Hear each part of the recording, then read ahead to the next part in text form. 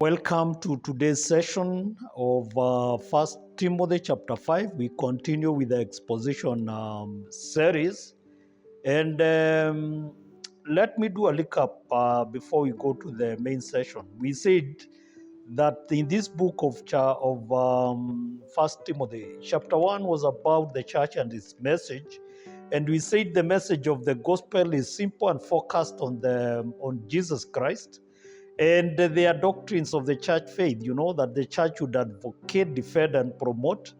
But the core of it is the deity of Jesus Christ. Then chapter 2 and 3 was about members of the church. And we said they are supposed to be praying men, submitted women, and qualified leaders. And then we came to chapter 4, where we look at the church and its ministers. And in verses 1 to 6, we said the ministers of the church are to be a good minister, They put brethren into remembrance of basic truths of the Bible. Verses 12 to 7 to 12 is about godly minister. He is to be a godly minister. And verses 13 to 16 tells us he is to be a growing minister. So we turn over now to chapter 5, whereby we are seeing is about the church and its ministry to itself. And then chapter 6 will be about the church and its ministry to the world. And so let us go to chapter 5, which is on how to honor widows. Because widows are part again of the members of the church. And First Timothy 5:1, I'm reading from New King James Version, says, "Do not rebuke or sharply reprimand an older woman, but exhort an older man, but exhort or encourage, appeal to him as a father. You would to a father, younger men as brothers." So here, the issue is about balance. How do you deal with people in the church setup? And the issue here is when you are dealing with young men, they are zealous, but when it comes to practical implementation of issues, they realize that they might require some input here and there. They are not really smart enough to deal with the practical issues of the moment. So here Paul is guiding Timothy, a young man, on how do you address individuals in the church who are needing correction at one point or the other, which is very normal. And he starts by telling him, when you are dealing with older people, don't give them a piece of your mind, because you really need that mind for other things in the ministry. There are issues that will arise, and you will realize that you really require the input of these young men. And when you are dealing with younger men again, who are your peers, again, moderate, handle them the way you'd handle your brothers. And brothers, there are times to make noise at each other, but there are limits, boundaries within which even dissatisfaction or disagreement is expressed. Verse 2 talks of older women. Now you're being told, how do you treat other people? Older women as mothers, young women as sisters with all purity, and purity again here is being used to emphasize on the aspect of the need to maintain appropriate relationships and observe proper boundaries. And the best way is interact with these people as you do in a family. And older women, your mother again, the relationship, you may disagree, you may express a different opinion over something, but there's that aspect, respect that is observed throughout. And the younger women are sisters with all purity. Again, here Timothy is being told, take caution of natural affinities, because even when you're expressing that godly love, it can very easily spill over and become eros love, and you are avoiding that. And some of these things do happen even within the precincts, or when people are undertaking noble purposes, whereby you are praying for each other and, you are laying hands on each other in prayer and all that. And, Satan is not asleep. He'll use any opportunity, including a good one, to bring in aspects of sin, because body chemistry doesn't change. There is the law of proximity, especially in relation to other sexes. And it tells you that you don't need to escalate the relation between a father, you need to maintain proper boundaries. And then he comes in and says, honor widows who are really widows. He is saying honor and help those widows who are truly widowed, alone and without support. And you'll see as we move on that there are different categories of widows. And remember, the aspect of widowhood was an issue in the early church when we had the Grecian and Jewish widows during the days of the apostles, and they were having problems in food distribution. And it's these conflicts that led to the establishment of the office of a deacon.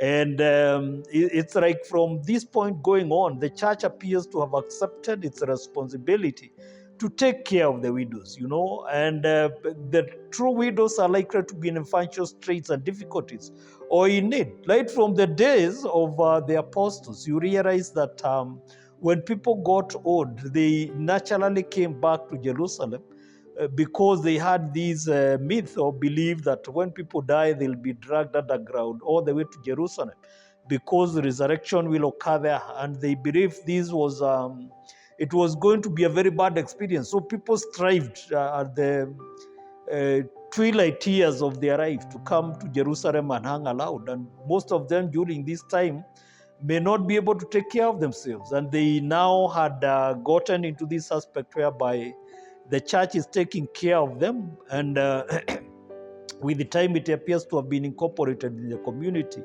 And so there was need for guidelines in handling the widows, because as in any situation, social in nature, they are about to be abuse, they are about to be disagreements, they are about to be arguments, they are about to be different points of view.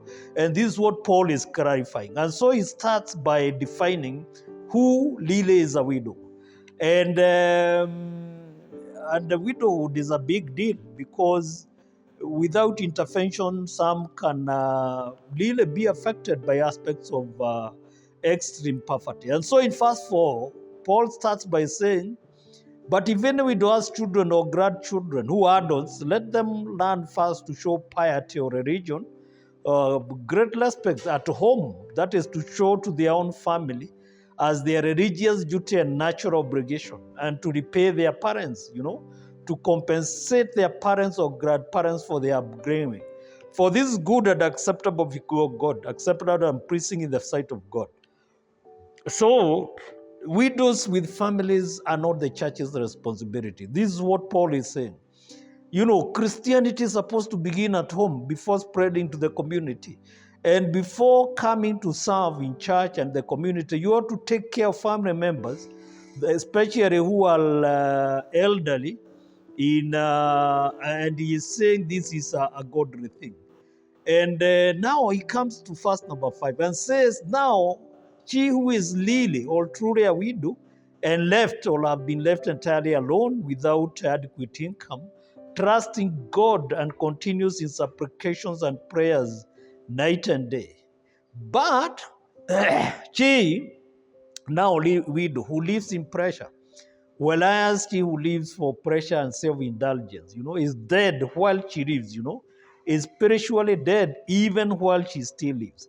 So Paul is giving a spiritual contrast between two widows, one really in need and the one who is a widow, and the other one whose only aspect of widowhood is not being with a husband, And the one who is just a widow without a husband is depicted of one who is worldly, self-oriented. And by the same stroke, she is saying this one who is a little widow has been left alone and pursues godliness is the one who is supposed to be taken care of. But Paul's saying, even this one, it's not that they're just there. Their widowhood needs to be seen by how they invest their time alone, because they have a lot of time alone. And Paul is issuing guidance here. Let them be used in prayer. And we remember Anna, during the times of the birth of Jesus, this lady who lost their husband after a number of years and went to live in the temple praying throughout. And, they are the ones who are supposed to be in prayer. And this prayerfulness, should extend to become a ministry of prayer where they are involved. And the church in turn now should be able to take care of them. But, the aspect of marriage, being a qualification for widowhood was being disqualified here.